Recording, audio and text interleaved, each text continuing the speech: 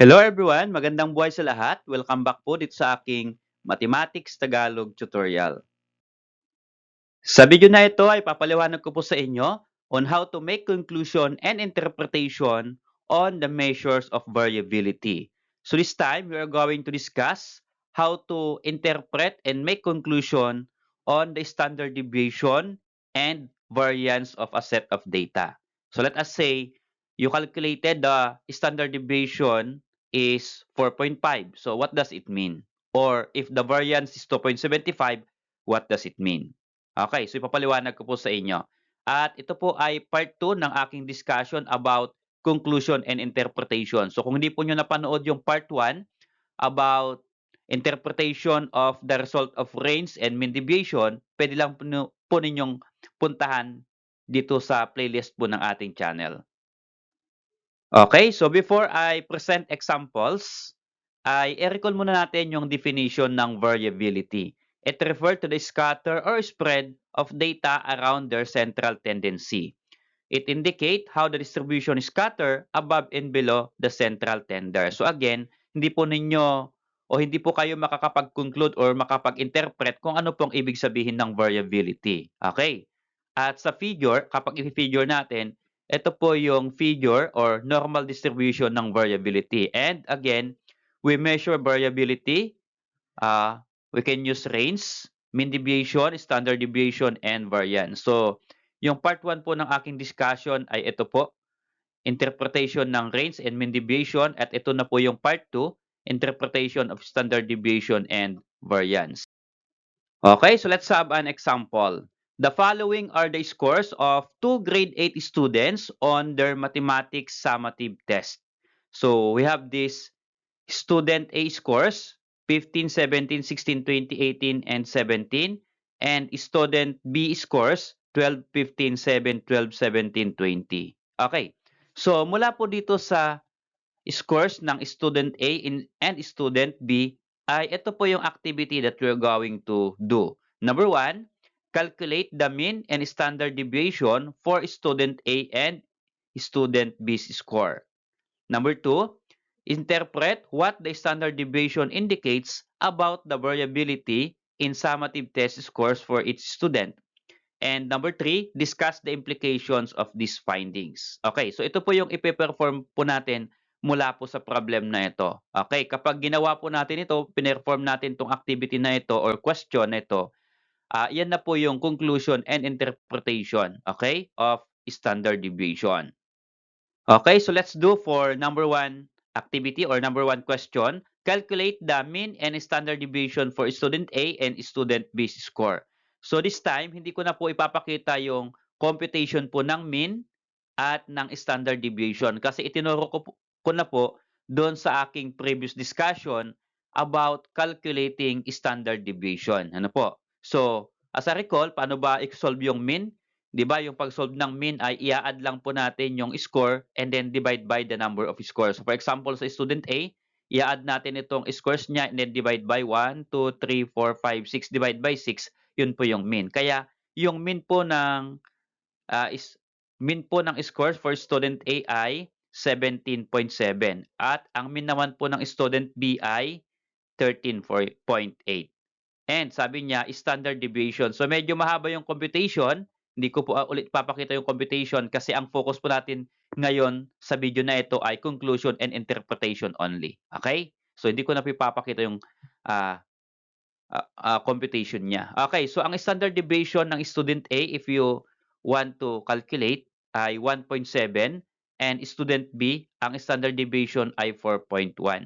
Okay, so mula po dito sa mean and standard deviation, ay ano po kaya yung ibig sabihin? Yun po yung focus natin. Okay, so ilagay ko po sa tapat, student A, mean 17.7, standard deviation 1.7.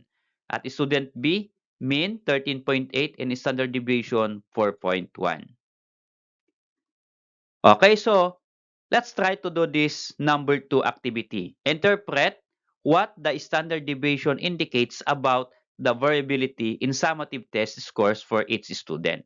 Okay, so tignan po natin yung standard deviation ng dalawang estudyante. Okay, So yung standard deviation ng student A ay 1.7 at yung standard deviation ng student B ay 4.1.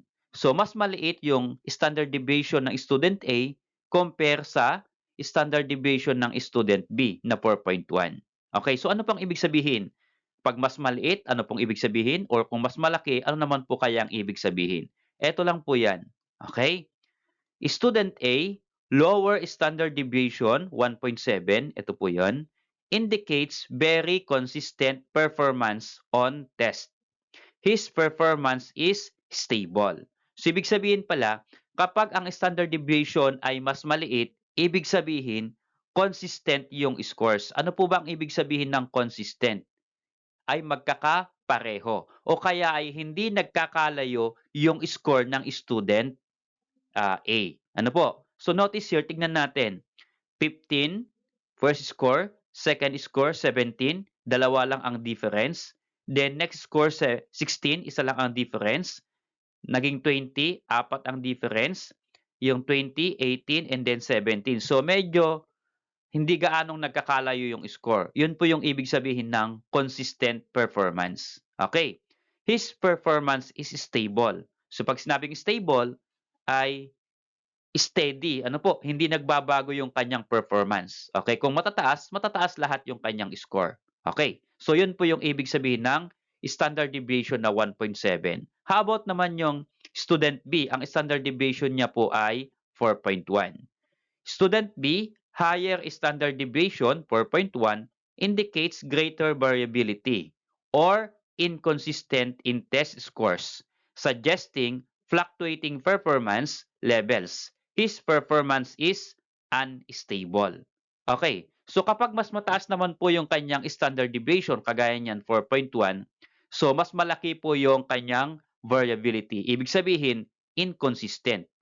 Pag sinabing inconsistent, pabago-bago yung kanyang performance. So may time na mataas yung score niya, may time na mababa yung score niya. Okay, so pag ganun na mataas yung standard deviation, ibig sabihin may nakakaapekto sa student B kung bakit nagpa-fluctuate yung kanyang score. Okay, check natin yung score ng student B. 12, then naging 15, so tumaas ng 3 points. Then from 15 down to 7. Ito nag-fluctuate siya. Ano po? For example, 1 to 20 yung test question. So 15 points sa second test, then sa pangatlong test naging 7 na lang.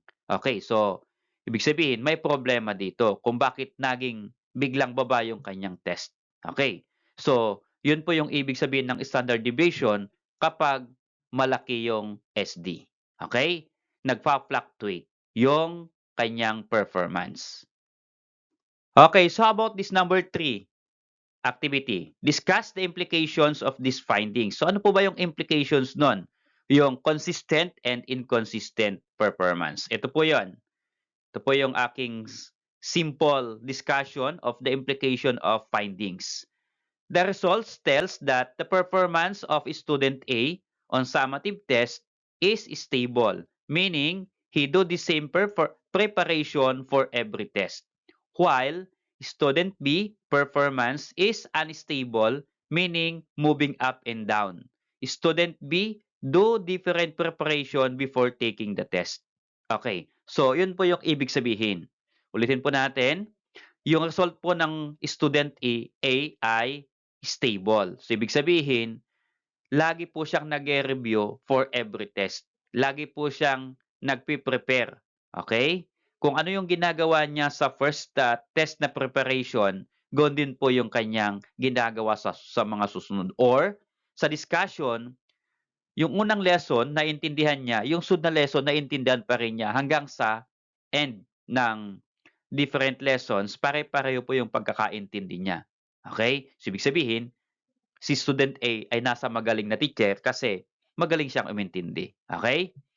For student B, performance is unstable. Okay? Ibig sabihin, iba-iba yung preparation ng student B sa pag-take ng test. Baka naman, kaya dito sa kanyang score, 12, 15, naging 7. So yung pangatlong test niya siguro ay tinamad, kaya bumaba yung kanyang score. Tinamad na mag-review, for example.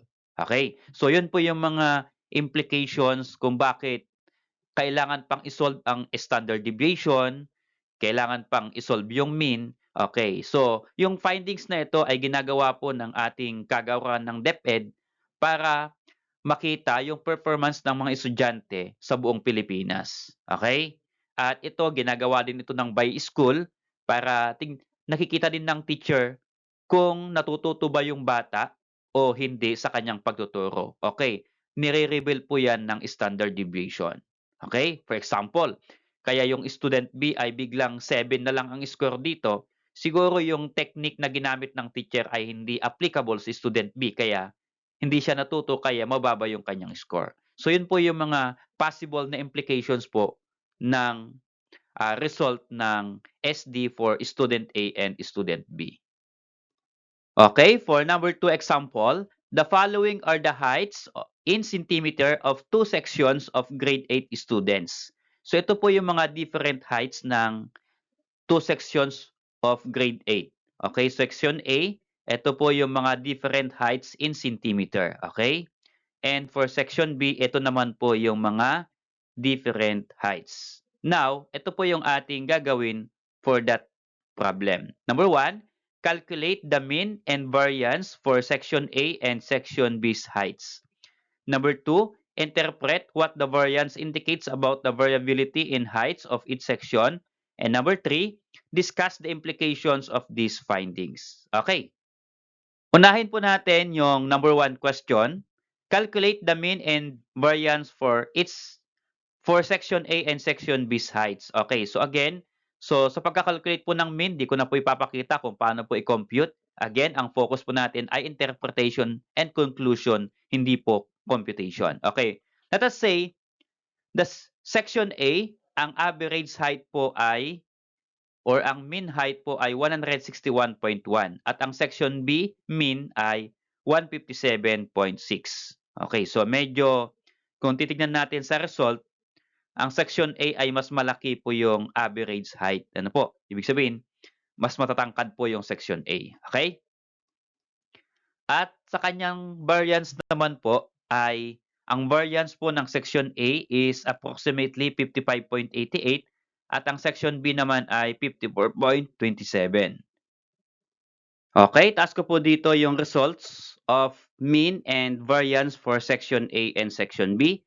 At ito po yung question or activity. Interpret what the mean and variance indicates about the variability in heights of each section. Okay. So here, bago po tayo magbigay ng short interpretation about the results, tignan muna natin yung result.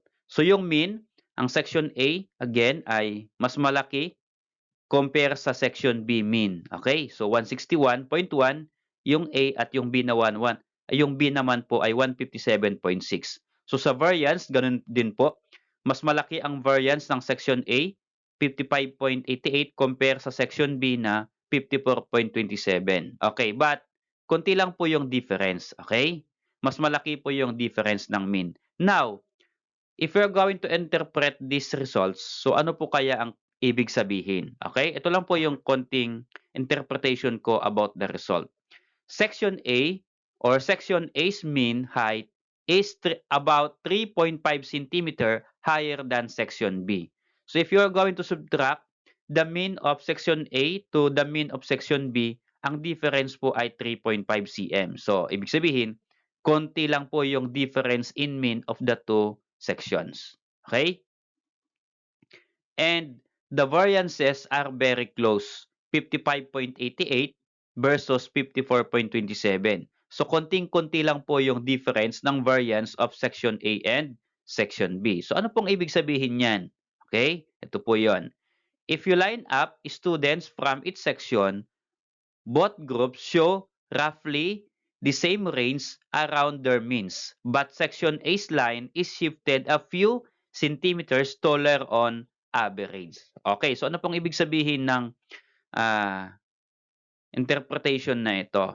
Okay, so kapag ilaline up po natin yung estudyante, yung section A po ay medyo pagtawag dito, medyo magkakalayo po ng konti ng bahagya yung kanilang height. Ano po? Kasi mas malaki po yung variance. Kung i-compare po natin sa section B, mas maliit po yung kanyang variance ng wahagya. Ibig sabihin, medyo mas closer po yung differences ng height po ng section B. Ano po? Hindi po sila gaanong nagkakalayo sa height. Okay? So, yun po yung konting or simple interpretation of the result. Okay, so about this number 3, activity or question. Discuss the implications of these findings. So, kapag gano'n yung findings natin, ano po yung ibig sabihin? Ano po ba yung implications niya? Section A, students are slightly taller on average, but both sections show similar variation in height, indicating comparable growth patterns. So, halos kapag ila-line up natin yung mga bata, okay, halos medyo magkakadikit lang po yung kanilang height. Ano po? Then, another one implications is that no section shows signs of abnormal growth patterns, which is reassuring. So kapag ganyan po na hindi gaanong malaki yung kanyang variance, ibig sabihin wala pong abnormal in growth patterns. Ano pong ibig sabihin ng abnormal in growth patterns? So wala pong pandak, o wala pong maliit masyado at wala naman pong masyadong matangkad. Ano po? So, ibig sabihin, medyo, sabi ko nga, closer po yung kanilang height. Okay? Another one ay, this suggests the difference might not be statistically significant, meaning the two groups are more alike than different in height distribution. Okay, so nagkataon po siguro na silang magkakaklase ay halos magkakalapit lang po yung kanilang height. Okay? May mga klase kasi na kapag luminya sa flagpole, may masyadong pandak or may mga maliliit, may masyado naman pong matatangkad na bata. Okay? So kapag ganun po yung line up, mas lalaki po yung variance. Ano po? Kung sila po ay magkakapareho o halos magkakapareho ang height, then mas liliit po yung kanyang variance. Okay? Salamat sa panonood mga anak. Nawa po ay nabigyan ko kayo ng konting idea kung paano po mag-interpret ng standard deviation and variance. Okay, abangan po ninyo yung aking next discussion about graphical representation of primary data. At ito po ay week 3 sa 4th quarter lesson.